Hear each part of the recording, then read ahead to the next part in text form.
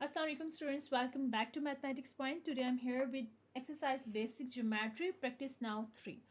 So we have draw the figure of the practice now 3 in which we have to find out the angle AOC. Okay ji, angle AOC is this angle AOC. That's mean we have to find out this area which I'm going to shade it.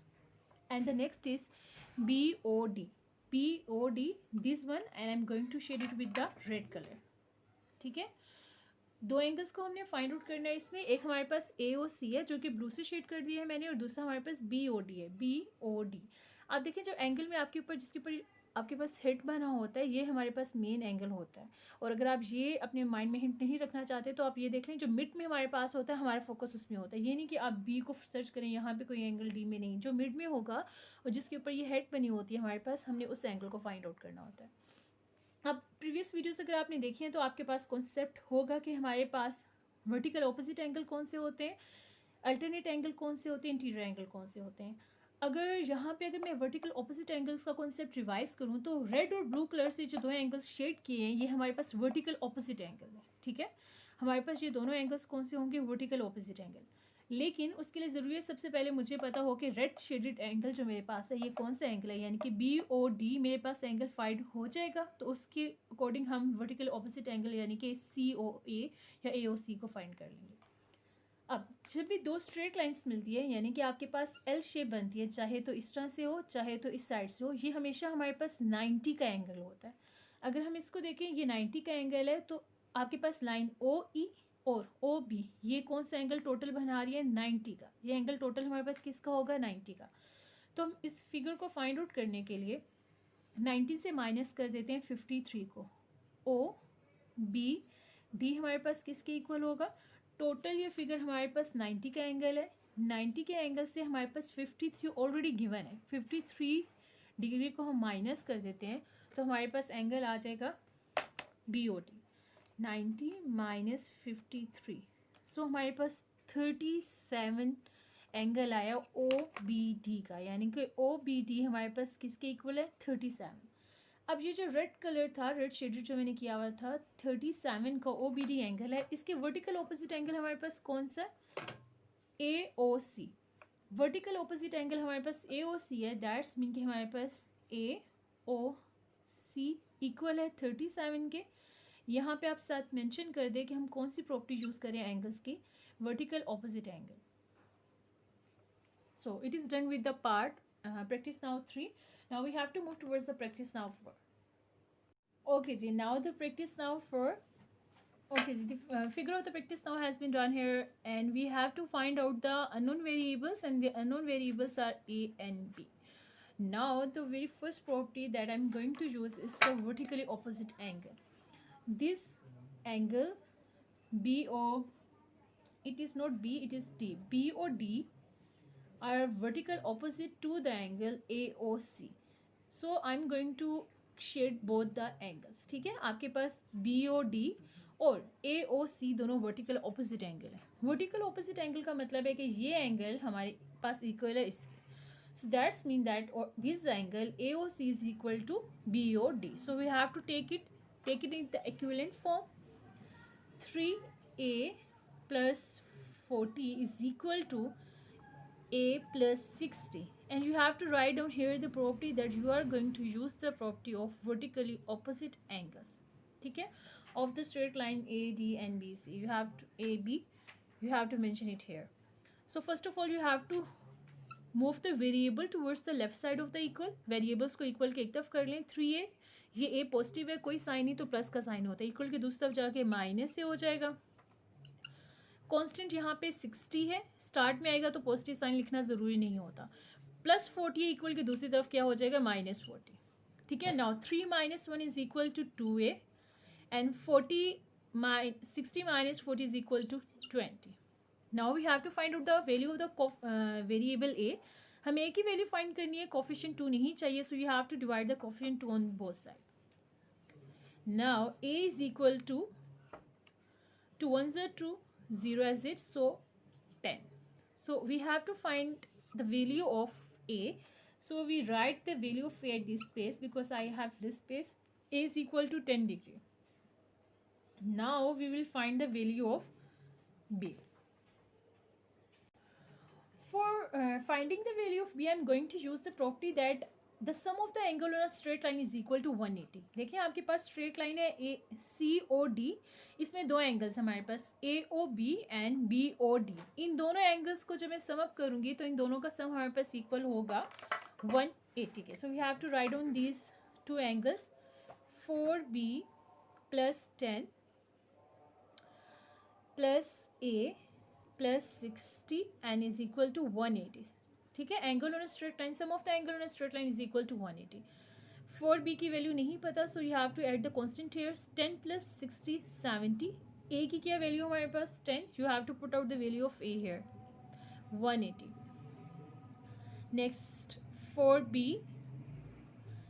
70 plus 10 is equal to 80 is equal to 180. आप 80 को equal की दूसरी तरफ shift करें, plus 80 है हमारे पास तो minus 80 हो जाएगा is equal to 100. 4b we need the value of b, note the 4, so you have to cut it on the both side. b की वैल्यू फाइंड आउट करनी है, कोफिशिएंट b को बोथ साइड पे cut कर दें. 4 25 100. सो b की value हमारे पास क्या आ गई 25 और a की वैल्यू हमारे पास क्या है 100. Now on practice now 5, we have two questions. I just draw the figure 1 in which we have to find out the values of the unknown. We have different unknown a b c d, 4 unknown variables are there, angles are there, we have to find out those angles. Now again we are using the property of corresponding angle. Corresponding angles a and 45 that I'm going to shade it with the red color are the corresponding angles. ठीक है, ये a और ये जो angle 45 है ये हमारे पास corresponding angles हैं.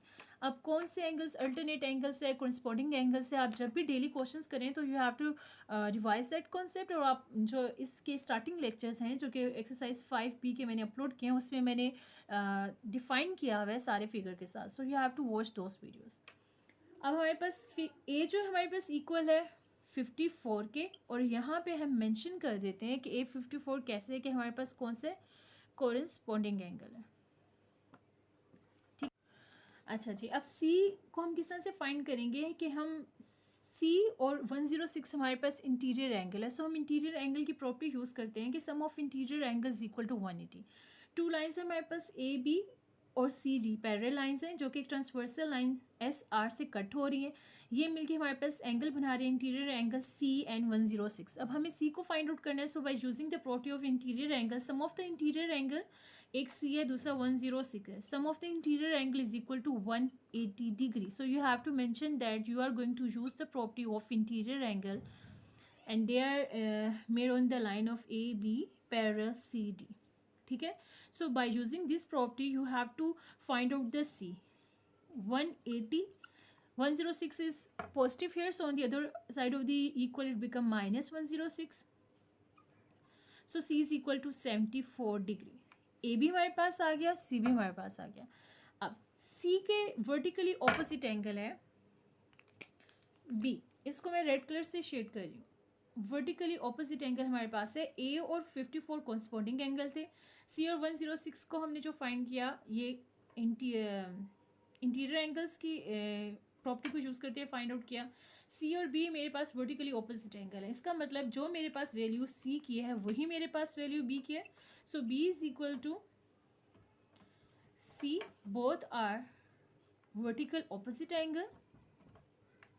सो यहाँ से b हमारे पास आ जाएगा 74. a भी फाइंड हो गया, c भी फाइंड हो गया, b भी फाइंड हो गया. Now we have to find out d. अब देखिए d को फाइंड आउट करने के लिए स्ट्रेट लाइन पे हमारे पास जो एंगल है ये पूरा इस तरह अगर d शेप बन जाए तो ये मेरे पास 180 के इक्वल होता है. ठीक है, आप एक स्ट्रेट लाइन लें, ये एक स्ट्रेट लाइन है, इसमें जो हमारे पास पूरा सेमी सर्कल होता है ये हमारे पास 180 के इक्वल होता है. तो देखिए 106 हाफ तो सेमी सर्कल की हमें वैल्यू पता है 106 है, डी को फाइंड आउट करना है, डी उसका अदर हाफ पार्ट है, तो हम 180 से जब 106 को माइनस करेंगे तो हमारे पास डी फाइंड आउट हो जाएगा. तो हम फाइंड कर लेते हैं, हमारे पास दो एंगल्स हैं 106 plus D is equal to 180, क्योंकि स्ट्रेट लाइन एंगल हमारे पास किसके इक्वल होते हैं 180 के. So D is equal to 180 minus 106. Again इसको सब्ट्रैक्ट करके हमारे पास 74 आ रहा है. एक दफ़ा देख लेते हैं कैलकुलेटर से। 106 जी 74, तो हमारे पास डी भी क्या आ रहा है 74, यानी कि हमारे पास एंगल ए डिफरेंट है जो कि हमारे पास 54 है, बाकी बी सी डी हमारे पास तीनों एंगल कितने के आए हैं 74 के। So it is done with the part question number practice now 5 question number 1. Now we have to move towards question number 2 of practice now 5.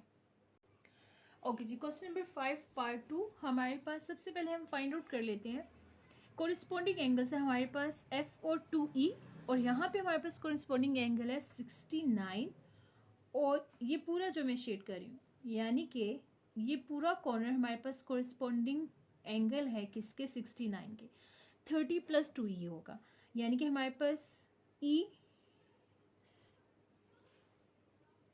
अगर मैं इस पॉइंट को कोई नेम दे दूँ जैसे कि S, तो ESD हमारे पास कॉरस्पॉन्डिंग एंगल है EAB के। तो हम फाइंड आउट कर लेते हैं अपना अननोन एंगल। हमारे पास कॉरस्पॉन्डिंग एंगल कौन से आ रहे हैं 30 + 2E किसकी इक्वल है 69 के। You have to mention it कि ये आपके पास कॉरस्पॉन्डिंग एंगल्स हैं। अब 2E इसी तरफ मूव कर रहेगा 69 की तरफ आप मूव करवा दें 30 को, क्योंकि कांस्टेंट एक साथ हमारे पास सॉल्व आउट हो जाएंगे। सो 2E = 39।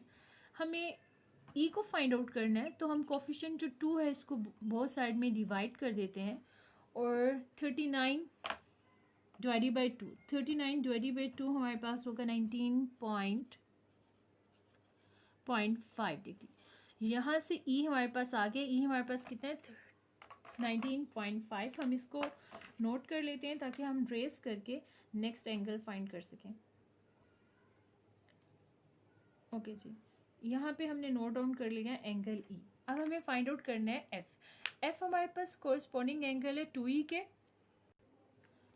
तो हम नोट कर लेते हैं F कोरिस्पोंडिंग एंगल है किसके 2E के। E की वैल्यू हमें पता है कि हमारे पास क्या है 19.5, और यहाँ पे आप मेंशन कर दें कि आपके पास कौन सी प्रॉपर्टी यूज़ हो रही है कोरिस्पोंडिंग एंगल्स की। अब F = हमारे पास हो जाएगा 39, सो 2 × 19.5 = 39। सो E हमारे पास 19.5 है और F हमारे पास 39 है। सो यहाँ पे हमारे आज क्वेश्चन प्रैक्टिस नाउ 3, 4 और 5 कर हुई है। इससे रिलेटेड अगर आपको कोई भी प्रॉब्लम हो तो आप कमेंट सेक्शन में अपनी क्यूरीज पूछ सकते हैं। सो टेक केयर योरसेल्फ, अल्लाह हाफिज़।